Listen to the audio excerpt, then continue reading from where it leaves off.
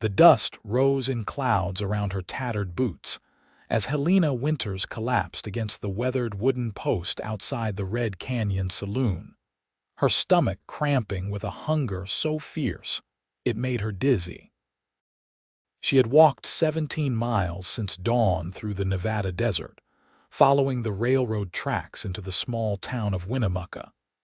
And now, as the September sun of 1881 beat down mercilessly, she knew she had perhaps one day left before her body simply gave out entirely.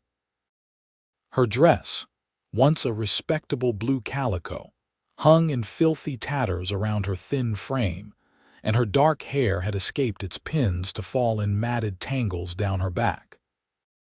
She was 22 years old and had been alone in the world for 3 weeks, ever since the cholera had taken her father in a mining camp 200 miles south. The saloon doors swung open and a man stepped out, his silhouette blocking the harsh sunlight for a blessed moment. Helena looked up through cracked lips and sun-damaged eyes, trying to focus on his face. He was tall, broad-shouldered, with dark hair that curled slightly at his collar and a strong jaw shadowed with several days of stubble. His clothes marked him as a working man, a cowboy most likely, with worn leather chaps over denim trousers and a faded red shirt open at the throat. His eyes were the color of whiskey, amber and warm, and they widened slightly as they took in her condition. "Please," Helena whispered, her voice barely audible. "I can work. I can cook, clean, sew, anything. I just need food and a place to sleep. I will work harder than anyone you have ever employed, I swear it." The man crouched down beside her, bringing himself to her eye level. Up close, she could see he was young, perhaps 26 or 27, with sun-weathered skin and small lines around his eyes from squinting across open plains. "When did you last eat?" His voice was deep and surprisingly gentle. "2 days ago. A woman in a settlement gave me half a loaf of bread." Helena tried to straighten up, to look more capable, but her body betrayed her and she slumped further against the post. "I am stronger than I look. Once I have eaten, I can work all day and night, I promise you." "My name is Xavier Thornton," the man said, reaching out to steady her as she swayed. "I run a cattle ranch about 5 miles north of here. I was not planning on hiring anyone today, but it seems the Lord has other plans."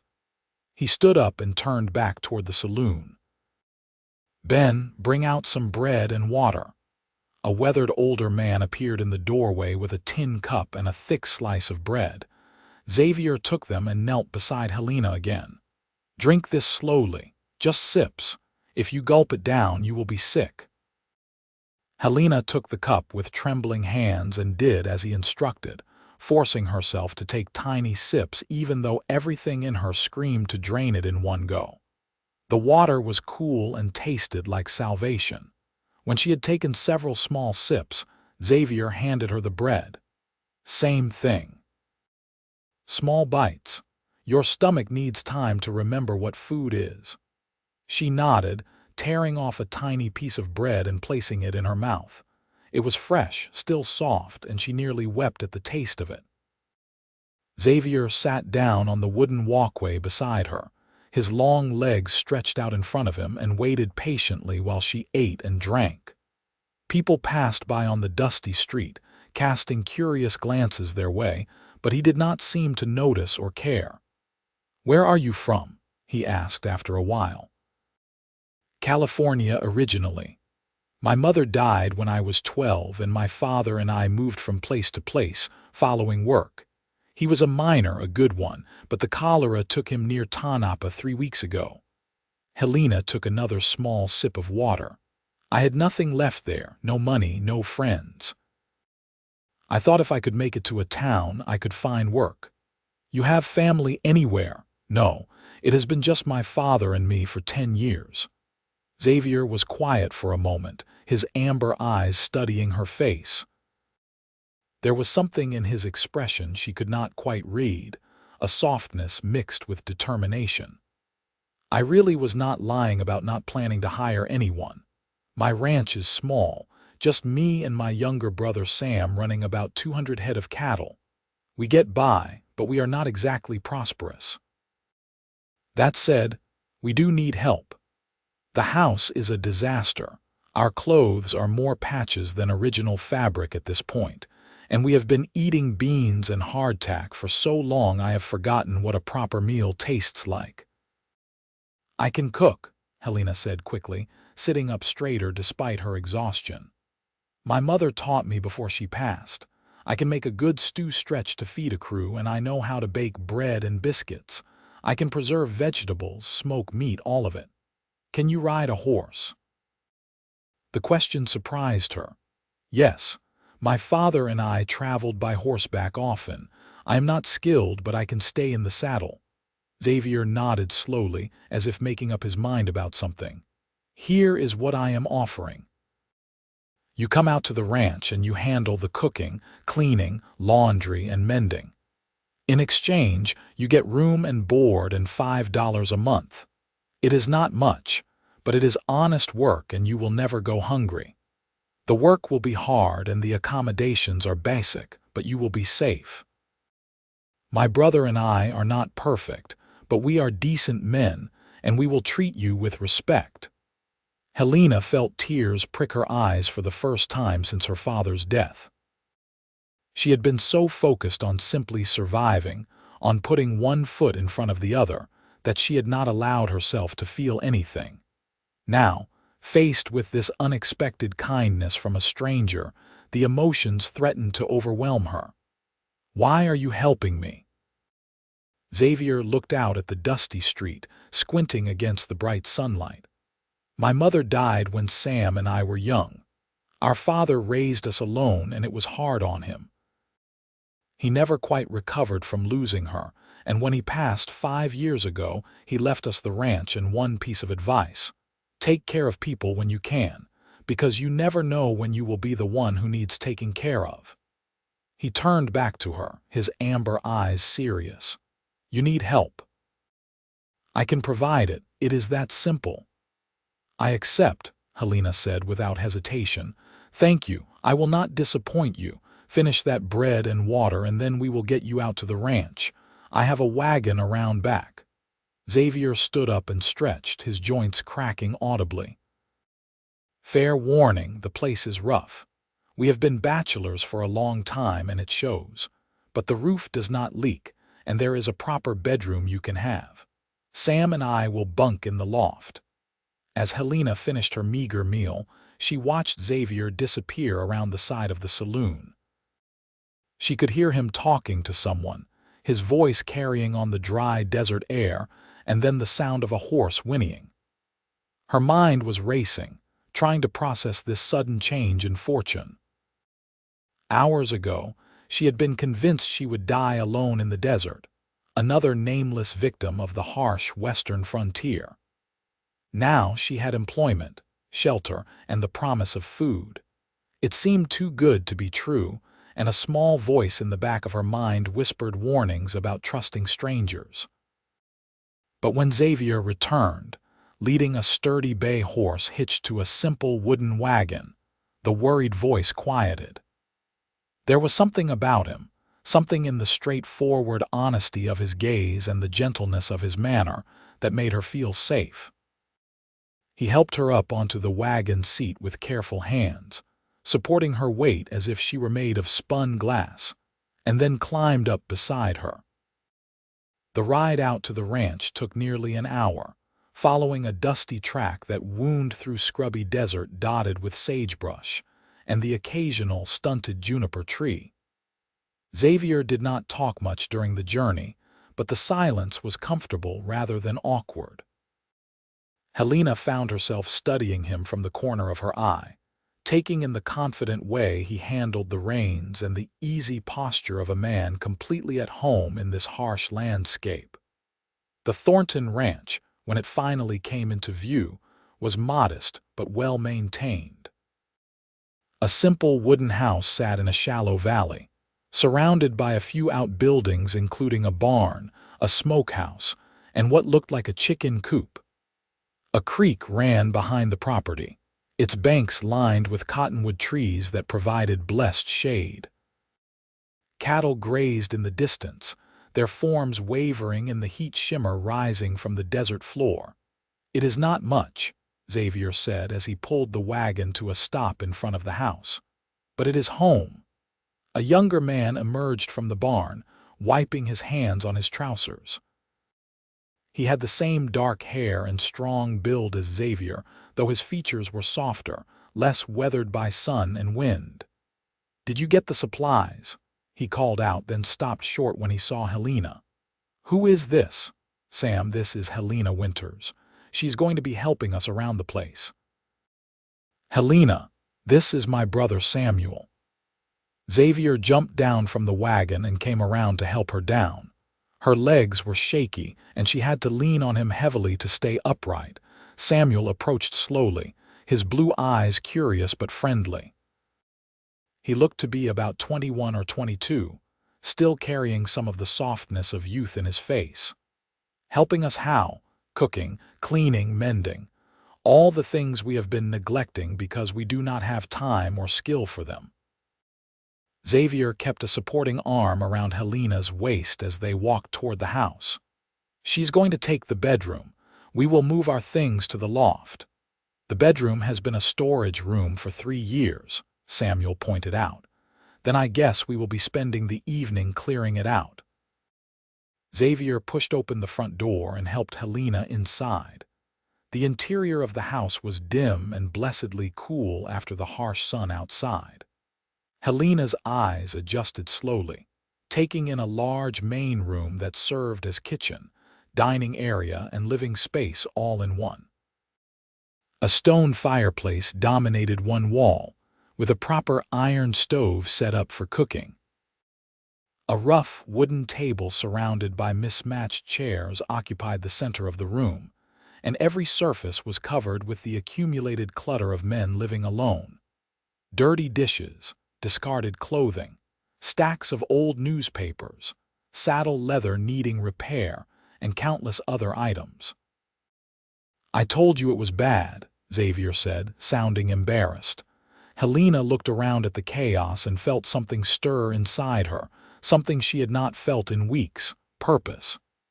"It is nothing that cannot be fixed with time and effort. Show me the bedroom." Xavier led her to a door on the far side of the main room and pushed it open. The small room beyond was indeed being used for storage, packed with boxes, extra saddles, old tools, and various other items. But it had a window that let in good light, and she could see the frame of a proper bed buried under the mess. "We will have this cleared out by nightfall," Xavier promised. "For now, why don't you sit down and rest? Sam, bring some more water and food." She needs to eat small amounts regularly until her stomach adjusts. Helena wanted to protest, to insist she could start working immediately, but her body made the decision for her. The moment Xavier guided her to one of the chairs at the table, her legs gave out and she collapsed into it. The brief burst of energy from the bread and water had faded, leaving her even more exhausted than before. Samuel brought her another cup of water and a small bowl of beans, heated over the stove. They were plain, unseasoned, and had clearly been sitting in the pot for days, but Helena ate them gratefully, forcing herself to take small bites. The brothers moved around the house, starting to clear out the bedroom, and she could hear them talking in low voices, though she could not make out the words. The afternoon passed in a haze. Helena sat at the table, eating small portions of food whenever Samuel brought them to her, and watching as the brothers worked. They moved with the easy coordination of people who had worked together for years, anticipating each other's movements and needs without having to speak. As the bedroom slowly emptied, Helena could see it taking shape. A decent-sized room with whitewashed walls, that window with a view of the cottonwood trees by the creek, and a sturdy iron bed frame that just needed a mattress. "We have a spare mattress in the barn," Xavier said, noticing her gaze. It needs airing out, but it is in good condition. Sam, help me get it. While they were outside, Helena forced herself to stand and walk around the main room, testing her strength. Her legs were steadier now, the food and rest having done their work. She looked at the chaos surrounding her and began to mentally organize it, planning her attack on the disorder. Tomorrow, she thought, tomorrow I will begin repaying their kindness.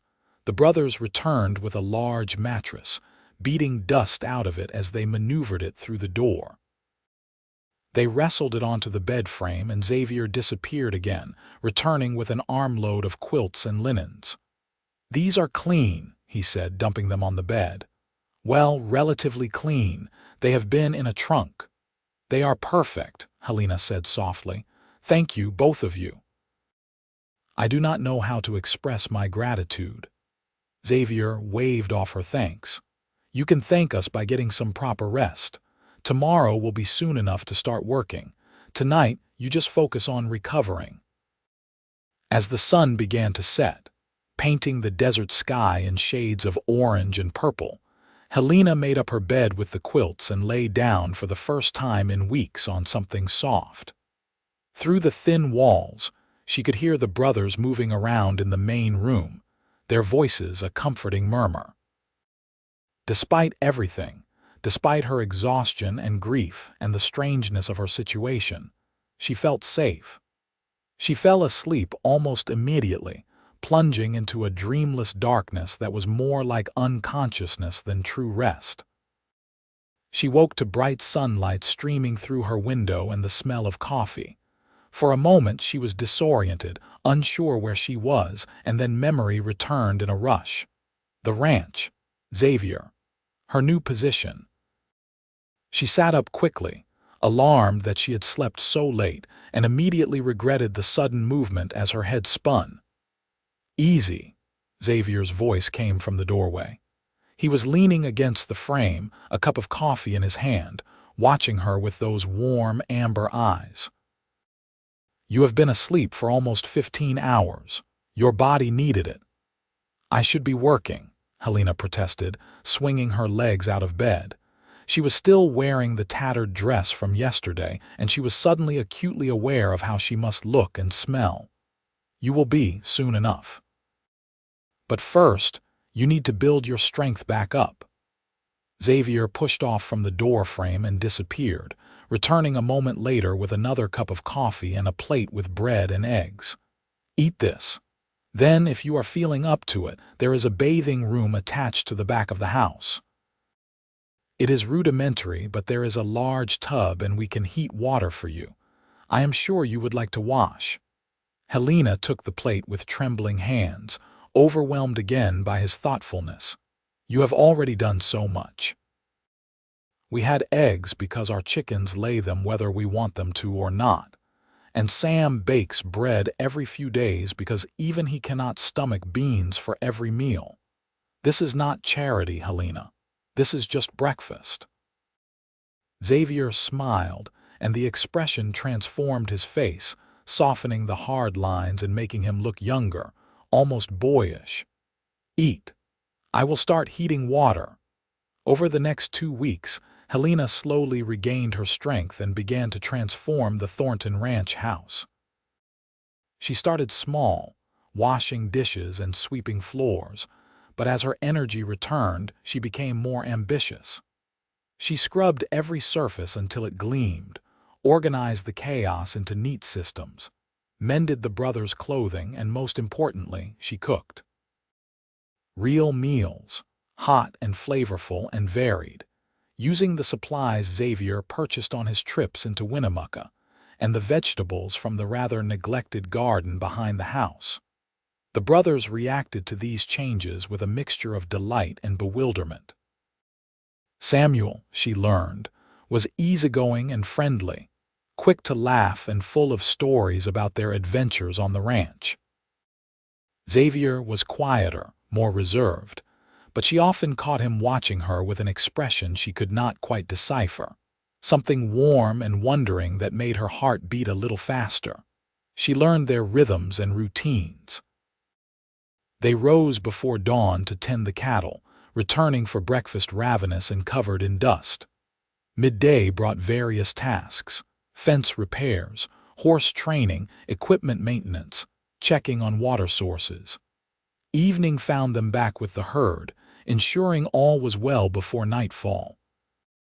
It was hard, relentless work, and Helena found herself in awe of their stamina and dedication. One evening, about 3 weeks after her arrival, Helena was preparing dinner when Xavier came in alone. "Sam is finishing up in the barn," he explained, washing his hands in the basin she kept by the door. "Something smells incredible. Beef stew with dumplings, and I baked an apple pie with some of the dried apples I found in the pantry." Helena stirred the pot, breathing in the rich, savory steam. "It should be ready in about 20 minutes. Xavier dried his hands and came to stand beside her, looking into the pot.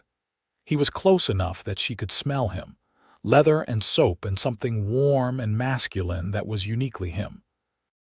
"I cannot remember the last time I had dumplings," he said softly. "My mother used to make them." Helena looked up at him, struck by the note of sadness in his voice. "How old were you when she passed?" 13. Sam was only 8. Xavier leaned against the counter, his eyes distant with memory. "She got pneumonia one winter and it just took her so fast. 1 week she was fine, the next she was gone. My father did his best, but he was never the same after. He worked himself into an early grave, I think, trying to outrun the grief." "I am sorry," Helena said quietly. "Losing a parent is hard at any age, but to lose both and so young. We survived. We had each other and we had the ranch. That was enough." Xavier's gaze refocused on her and he smiled slightly. "But it is nice, having someone else here, having a woman's touch around the place." "You have worked miracles." Helena felt her cheeks warm under his regard. "I have only done what you hired me to do." "No, you have done more than that. You have made this house a home again." Xavier reached out as if to touch her arm, then seemed to think better of it and let his hand drop. "I want you to know, Helena, you will always have a place here, for as long as you want it." Before she could respond, Samuel burst through the door, chattering about one of the horses and breaking the moment. But as they all sat down to dinner, Helena found herself stealing glances at Xavier, her heart feeling strange in her chest. She had been so focused on surviving, on being grateful for their charity, that she had not allowed herself to see him as anything other than her employer. But now, she could not help but notice the way the lamplight caught in his dark hair, the strength in his hands as he passed the bread, the warmth in his eyes when he smiled at something Samuel said. She was in dangerous territory, she knew. She was an employee, dependent on his goodwill for her survival. Developing feelings for him would be foolish and potentially disastrous, but knowing something intellectually and controlling one's heart were two very different things. The next morning, Xavier asked if she could ride out with him to check on a section of fence near the northern boundary of the property. "Sam can handle things here, and I could use an extra pair of eyes," he explained. "There have been coyotes around, and I want to make sure the fence line is secure." Helena agreed, excited for a chance to see more of the ranch and to spend time with Xavier away from the house. She changed into her sturdiest clothes and met him at the barn, where he had 2 horses saddled and ready. He helped her mount, his hands strong and sure on her waist, and then swung easily into his own saddle. They rode north through the scrubland, following a barely visible trail. The morning air was cool and clean, the sun still low enough that it was pleasant rather than punishing. Xavier pointed out landmarks and features of the property, telling her stories about the land and the cattle and the challenges they had faced over the years. "We inherited about 50 head from our father along with a mountain of debt," he explained as they rode. "The first few years were brutal. We nearly lost everything twice. But we kept at it, built the herd slowly, learned from our mistakes. Now we are finally starting to see a profit, small as it is. You should be proud, Helena said. What you and Samuel have accomplished so young and on your own is remarkable. Xavier ducked his head, looking embarrassed. We did what we had to do. Plenty of others have done the same. They reached the fence line and dismounted. Xavier walked along it slowly, checking each post and wire, while Helena followed behind. They had been working for about half an hour when Xavier suddenly stopped, holding up a hand. "Stay still," he said quietly. Helena froze, her heart suddenly pounding. "What is it, Rattlesnake? By that rock to your left, do not move." She did not breathe, did not twitch, as Xavier slowly reached down and picked up a long stick. He approached the rock carefully, and she heard the distinct rattle that had given the snake its name. With a quick, practiced motion, Xavier used the stick to pin the snake's head, and then grabbed it behind the jaws, holding it away from his body. The snake writhed, its body coiling and uncoiling, but Xavier's grip was firm. "Walk back to the horses," he instructed calmly. "Slowly. No sudden movements."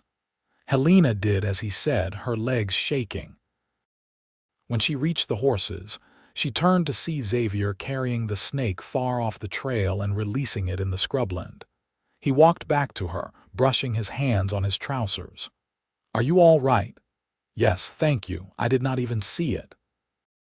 Helena realized she was trembling, adrenaline flooding her system.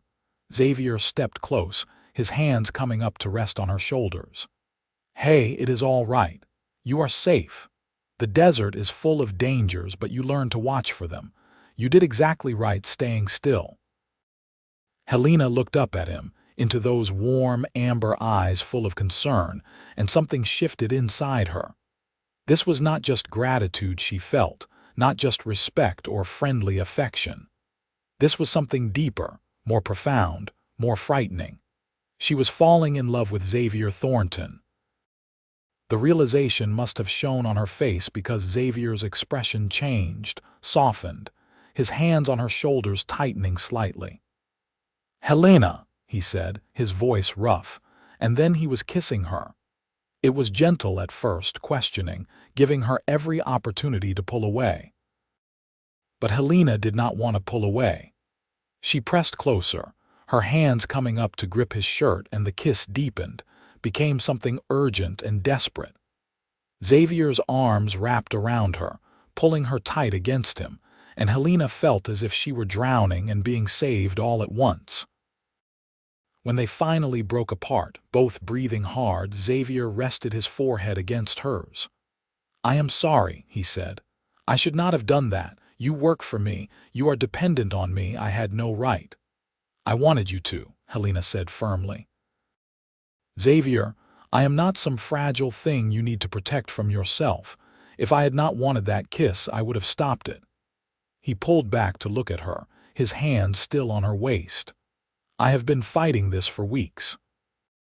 From the moment I saw you outside that saloon, something in me just knew. I know it is crazy, I know it is too fast. But Helena, I am falling in love with you." "Then fall," Helena whispered, "because I am falling too." Xavier kissed her again, slower this time, sweeter, full of promise. When they finally separated, he took her hand and they stood there in the desert, fingers intertwined, both marveling at this unexpected gift they had found in each other. "We should probably finish checking the fence," Xavier said eventually, though he made no move to let go of her hand. Helena laughed, the sound bright and free. "Yes, we probably should." They completed their task, but everything had changed. The air seemed lighter, the sky brighter, and every accidental touch sent electricity racing through Helena's veins. By the time they rode back to the ranch, they had talked for hours, sharing stories and dreams and hopes for the future. Xavier told her about his plans for the ranch, his desire to build it into something substantial. Helena told him about her childhood in California, her memories of her mother, her father's restless spirit that had kept them always moving. Samuel took one look at them when they returned and grinned knowingly. "About time," was all he said, but the approval in his voice was clear. Over the following months, Helena and Xavier's relationship deepened and blossomed. They were careful about propriety, conscious of appearances in the small, gossipy community around Winnemucca, but everyone could see they were courting. Xavier began accompanying Helena on her weekly trips into town for supplies, and they would walk together through the streets, his hand at the small of her back, her head tilted up to listen as he spoke. Winter came to the Nevada desert, bringing cold nights and occasional snow that dusted the sagebrush with white. The work on the ranch continued, harder now in the bitter weather, but the house was warm and welcoming. Helena had made curtains for the windows and braided rugs for the floors. She had planted flower seeds around the front of the house, waiting for spring when they would bloom.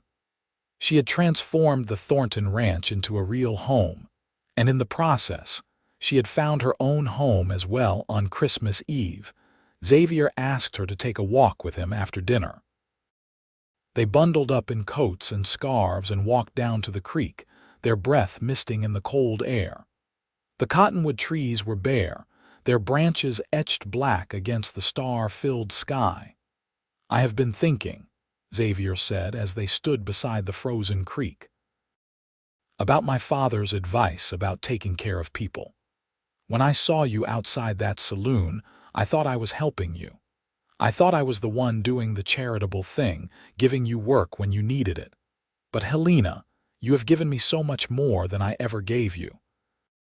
You have given me hope and joy and a reason to come in from the fields at the end of the day.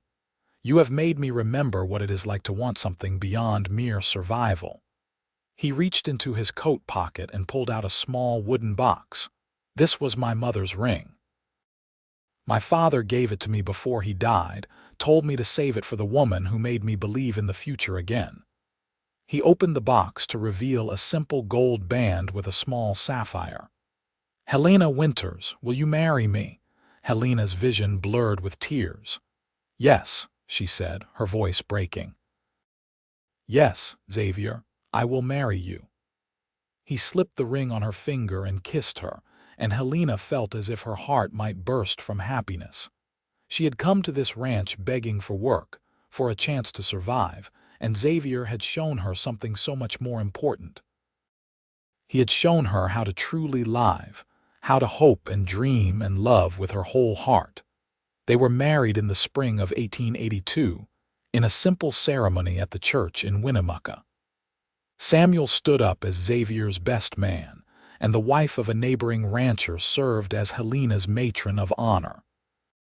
The church was full of people from the surrounding community, ranchers and shopkeepers and families they had come to know over the months. After the ceremony, there was a celebration at the ranch, with tables laden with food and a fiddler who played while people danced in the yard. As the sun set, Xavier pulled Helena away from the crowd and they walked down to the creek, to the spot where he had proposed. "I love you, Mrs. Thornton," he said, wrapping his arms around her from behind.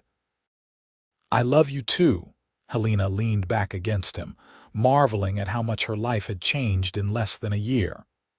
"I still cannot quite believe this is real sometimes, that I found you, that we found each other." "Believe it." Xavier turned her in his arms and kissed her forehead. "This is our life, Helena, and it is only the beginning." Their first year of marriage was filled with work and laughter and love. Helena continued to manage the house while Xavier and Samuel ran the ranch. But now there was a new dimension to everything, a sense of building something together, a partnership that went beyond just practical arrangements. They would sit together in the evenings, Xavier's arm around her shoulders as they made plans for the future, discussing ideas for expanding the herd or improving the property. In the fall of 1882, Helena discovered she was pregnant. She told Xavier one evening after Samuel had gone to bed, taking his hand and placing it on her still flat belly. "You are going to be a father," she said softly. Xavier's face went through a rapid series of expressions: shock, disbelief, and then pure joy. He let out a whoop that probably woke Samuel and picked her up, spinning her around until she was dizzy and laughing. "We are having a baby," he kept saying, as if he could not quite grasp it. "We are going to be parents." "I hope you are ready," Helena said, her own hand covering his on her stomach, "because there is no going back now." "I have been ready my whole life," Xavier said seriously. "I just did not know it until I found you." The pregnancy was relatively easy, though Helena found the summer heat oppressive as her belly grew. Xavier was attentive and protective, often to the point of being overprotective, trying to prevent her from doing any work at all. Helena had to firmly remind him that pregnant women had been working since the beginning of time, and she was not going to spend 7 months sitting in a chair. "But what if you hurt yourself?" Xavier fretted as she hung laundry one hot afternoon. "What if the baby comes early?" "Then Samuel will ride for the doctor like we have planned, and everything will be fine." Helena kissed his cheek, amused by his worry. "I am strong, Xavier. You know that better than anyone." Their son was born on a clear May morning in 1883, arriving quickly and with surprisingly little fuss. The doctor from Winnemucca barely made it in time, and Samuel paced outside nervously until he heard the baby's first cry. Xavier was there through it all, holding Helena's hand, whispering encouragement, and when the doctor finally placed their son in Helena's arms, Xavier wept openly. "He is perfect," Xavier said, his voice thick with emotion. "Look at him, Helena. We made this perfect little person." They named him Thomas after Xavier's father, and Xavier insisted that Helena choose the middle name. She picked Andrew after her own father. Thomas Andrew Thornton was a good-natured baby, with his mother's dark eyes and his father's strong features. Xavier was completely besotted, spending hours just watching the baby sleep, his large, calloused hands impossibly gentle as he held his son. Samuel, now 24 and fully grown into his own man, was a devoted uncle. He carved wooden toys for Thomas and could often be found making silly faces to get the baby to laugh. "When are you going to find yourself a wife?" Helena teased him one afternoon as he bounced Thomas on his knee.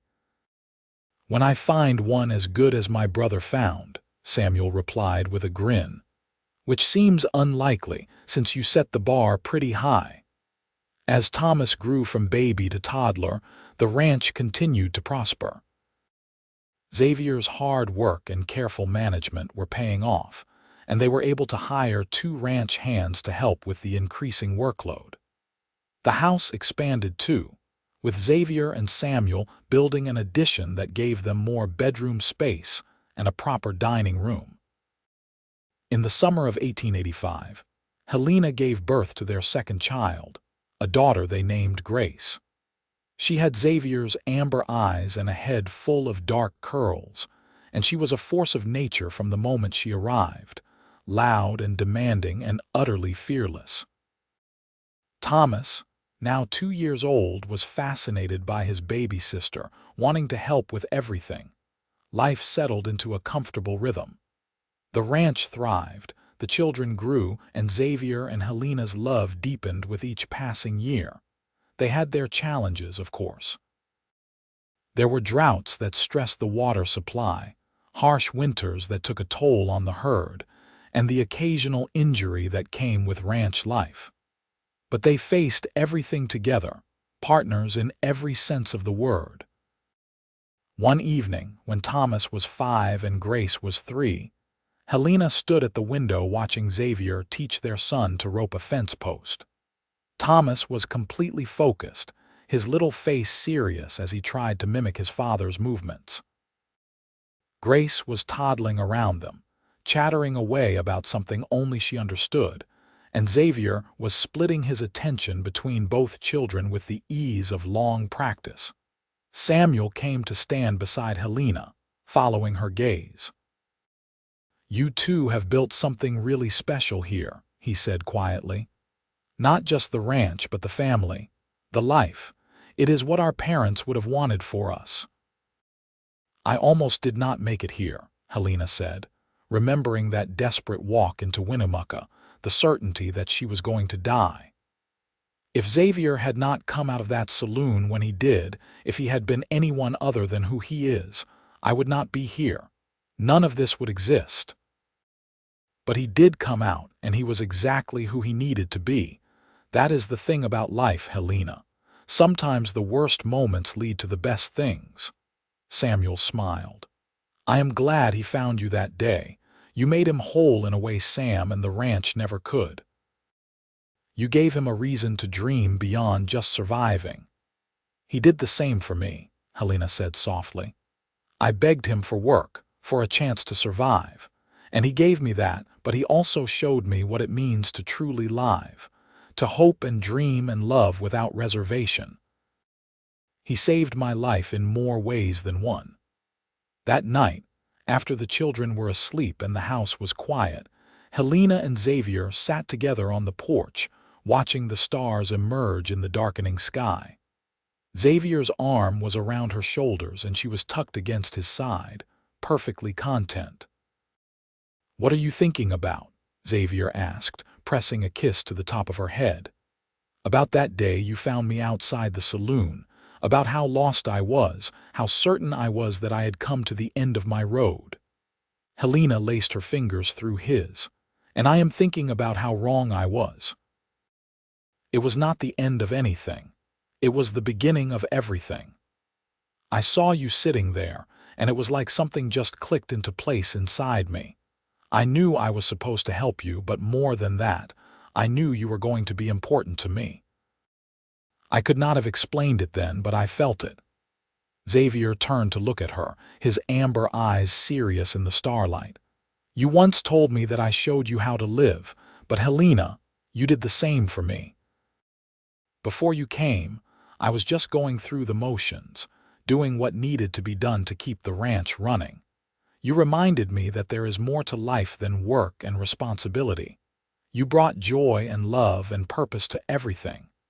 Helena reached up to cup his face, pulling him down for a kiss. Even after years of marriage, after countless kisses, the touch of his lips on hers still sent warmth flooding through her. "We saved each other," she whispered against his mouth. "We gave each other a life worth living." The years continued to pass, marked by the changing seasons and the growth of their children. Thomas grew into a serious, thoughtful boy who loved working with his father on the ranch. Grace was wild and spirited, constantly testing boundaries and keeping everyone on their toes. In 1888, Helena gave birth to another son, whom they named David. And in 1891, their youngest child arrived, another daughter they called Rose. Samuel eventually did find a wife, a school teacher from Winnemucca named Margaret, and they built a house on the far side of the ranch property.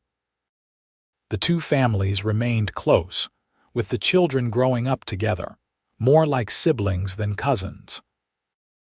As the century drew to a close, Xavier and Helena found themselves in their late 30s, looking back on nearly 2 decades of marriage and forward to a future that still seemed full of promise. The ranch had become one of the most successful in the region, with a herd of over 800 cattle and a reputation for quality stock. Their children were healthy and happy, growing into fine young people with strong values and kind hearts. One summer evening in 1899, Helena and Xavier rode out to the spot where he had proposed to her all those years ago. The creek was flowing strong from mountain snowmelt, and the cottonwood trees rustled in the warm breeze. They tied up their horses and sat on the bank, their feet dangling over the water. "Thomas will be 16 this year," Xavier said, watching the water flow past. Old enough to start taking on real responsibility for the ranch. He is ready for it too. He has good instincts, better than mine were at his age. Grace wants to go to the new high school in Winnemucca, Helena added. She has it in her head that she wants to be a teacher like her Aunt Margaret. And here I thought she would want to be a wild horse trainer or a cattle rustler, Xavier said with a laugh. She certainly has the spirit for it. She has your spirit, Helena corrected. Fearless and determined. Thomas has it too, but in a quieter way. They are good children, Xavier. We have done well. We have done better than well. We have done something I never thought possible when I was a scared 13-year-old trying to figure out how to survive without a mother. Xavier pulled her close, and she rested her head on his shoulder. We have built a legacy. Not just in the ranch or the property, but in our children and in the life we have created. That is worth more than all the cattle in Nevada. Do you remember what you told me that first night when you brought me to the ranch? You said that your father told you to take care of people when you could, because you never knew when you might need taking care of. Helena turned to look at him, seeing the gray that was starting to thread through his dark hair, the deeper lines around his eyes. He was still handsome, still strong, but time was leaving its mark. You took care of me when I needed it most, and then you let me take care of you in return.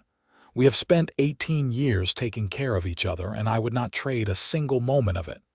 Even the hard times, Xavier asked. The drought of '87, the winter when we lost 40 head to disease, the time Grace fell out of the hayloft and broke her arm. Even those times, Helena said firmly. Especially those times, because those were the moments that proved what we have together. We faced every challenge as partners, and we came through stronger each time. That is the real legacy, Xavier. Not the ranch or the money or the success, but the love that has held us together through everything. As the sun set over the Nevada desert, painting the sky in brilliant shades of orange and red and purple, Xavier and Helena sat together by the creek and watched the day end. They talked about their children, about the ranch, about their plans for the future. They talked about Samuel and Margaret, about the new irrigation system they were considering, about whether to expand the herd or focus on improving the quality of the existing cattle. But mostly, they just sat together, comfortable in the silence that comes from years of knowing someone completely. Helena thought about the young woman she had been, desperate and starving and certain she was going to die alone in the desert. She thought about how Xavier had offered her work, a chance to survive, and instead had given her a reason to live. He had shown her that life could be more than just enduring, more than just getting from one day to the next. He had shown her joy and love and purpose, and she had spent nearly 2 decades showing him the same. As they rode back to the ranch house as twilight deepened into night, Helena could see the lights in the windows, golden and welcoming. She could picture their children inside, Thomas probably reading while Grace and David played some game that would inevitably get too loud and require parental intervention. Little Rose would be getting ready for bed, stalling as long as she could.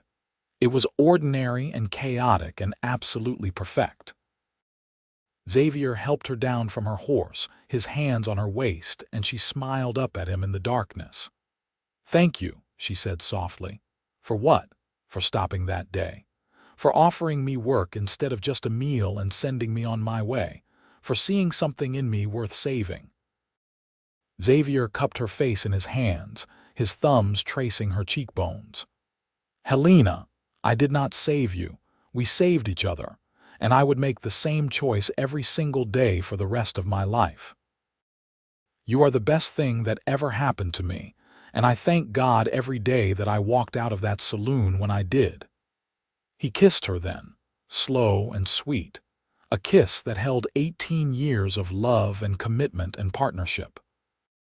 When they finally broke apart and walked into the house together, hand in hand, Helena felt complete. She had found her home, her purpose, her family. She had found love in the most unexpected place, with the most unexpected man.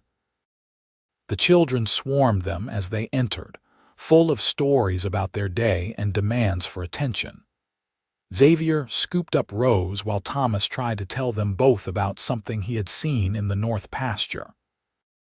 Grace was arguing with David about something, her voice rising, and Helena had to intervene before it escalated into a full fight. It was chaos and noise, and everything she had never known she wanted. Later that night, after the children were finally in bed and the house was quiet, Helena stood in the kitchen cleaning up the last of the dinner dishes. Xavier came up behind her, wrapping his arms around her waist and resting his chin on her shoulder. "Leave them," he murmured. "They will still be there in the morning." "I am almost done," Helena said, but she leaned back against him, enjoying the warmth and solidity of his presence. "You ever think about that day? The day we met?" Xavier asked quietly. "All the time. How could I not? It was the day my life changed forever." "Mine too. I went into Winnemucca thinking I would pick up some supplies, maybe have a drink and head back to the ranch. Instead, I found the woman I was going to spend my life with. If someone had told me that morning what was going to happen, I would have laughed at them." Helena turned in his arms, looping her hands behind his neck. "Do you ever regret it, taking in a stranger, changing your whole life?"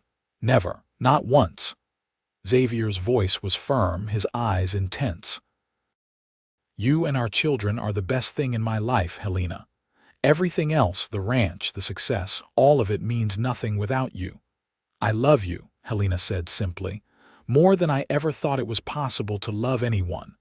I love you too, for always." As they climbed the stairs to their bedroom, Helena thought about how far she had come from that desperate girl begging for work outside a saloon. She had built a life here, a real life, full of love and purpose and meaning. Xavier had given her a chance to survive, but more importantly, he had shown her how to thrive. He had taught her that life was not about just getting through each day, but about finding joy in the small moments, about building something lasting, about loving with your whole heart. The years continued to flow past like the creek behind their house, steady and unchanging in their constancy. Their children grew into young adults, each finding their own path. Thomas took over more and more responsibility for the ranch, eventually becoming a full partner with his father. Grace did indeed become a teacher, taking a position at the school in Winnemucca. David showed a talent for working with horses and started a side business training them.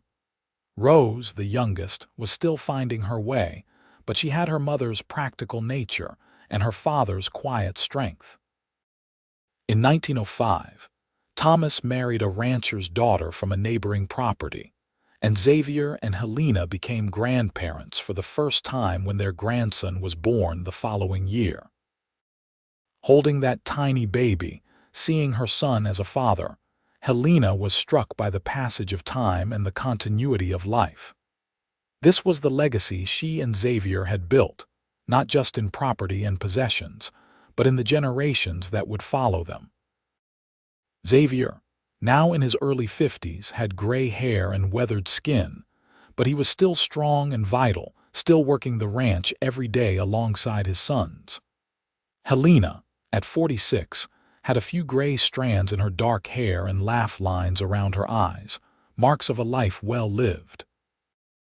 When she looked in the mirror, she sometimes thought of that starving, desperate girl who had collapsed outside a saloon, and she hardly recognized her. That girl had been hopeless, at the end of her strength, with no future to look forward to. The woman looking back at her now had a full life, a beloved family, and a heart overflowing with gratitude. On their 25th wedding anniversary, Xavier surprised her with a trip to San Francisco. It was the first time either of them had left Nevada in years, and it felt like a grand adventure. They stayed in a hotel with electric lights and took a cable car up the steep hills. They ate in restaurants and walked along the waterfront and marveled at how different the city was from their ranch. But after a week, they were both ready to go home. The city was exciting, but it was not where they belonged. Their hearts were in the Nevada desert, in the ranch they had built together, with their family and the life they had created. As their train pulled into the station in Winnemucca, Helena saw their children waiting on the platform, along with Samuel and Margaret and a crowd of grandchildren. She felt tears prick her eyes at the sight of them all, her family, her legacy. "Home," Xavier said simply, taking her hand as the train came to a stop. "Home," Helena agreed, and together they stepped off the train and into the waiting arms of their loved ones. The ranch continued to thrive under the combined efforts of Xavier, Thomas, and David.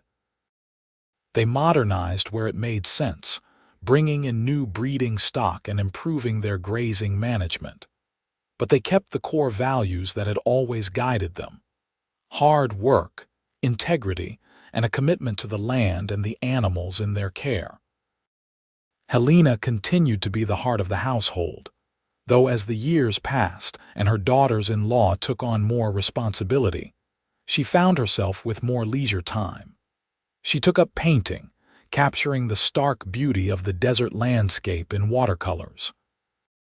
She became involved in the church in Winnemucca, helping to organize charitable efforts for families in need.